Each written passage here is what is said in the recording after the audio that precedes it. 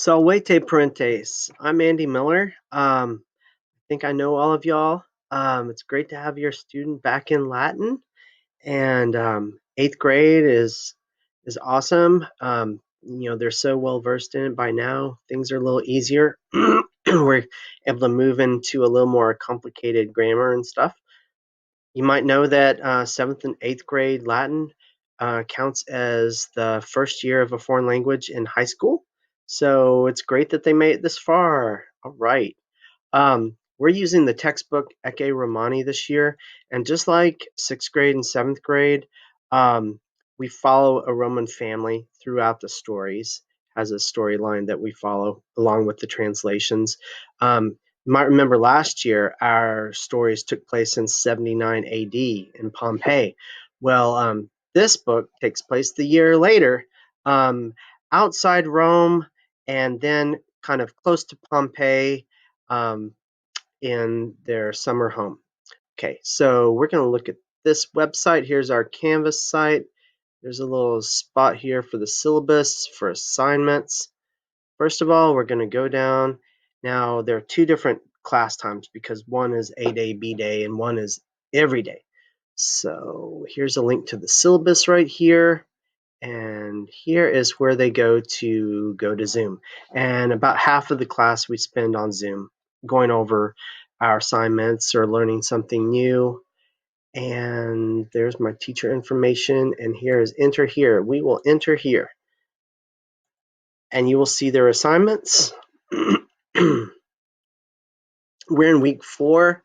Our first assignment for points was Ecce Romani. We'll look at that in a second. Right now, we're on chapter 4. We just dealt with direct objects and exercise 4C. They took the chapter 2 quiz recently, and we just finished chapter 3. Pretty soon, they'll have a chapter 3 quiz too. Our quizzes so far have been informal, but we're going to have formal assessments really soon.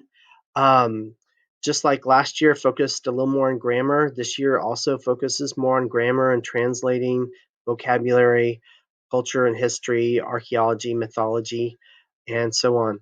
So let's look back up here. So their assignments will have a PDF they can click on. It comes from the textbook, and this will show you the reading that we did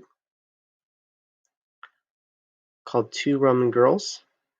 And you can, behind my little, there we go, can make it bigger, and we go over this in class, and I assign the translations. Sometimes we do a little bit of it together.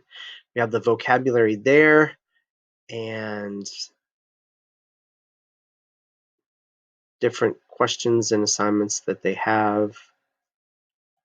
And let's see, all right, back to here.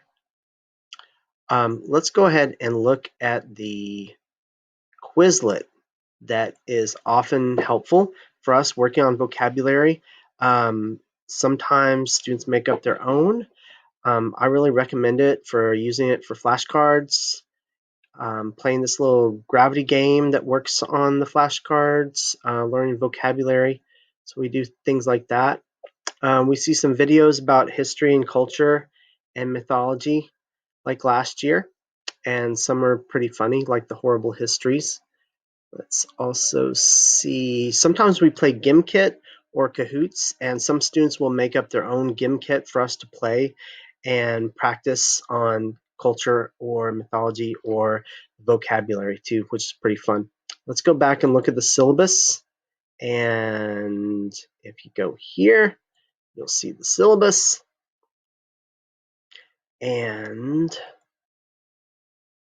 so about 30% of our grade is informal, 70% is formal. Here's my email.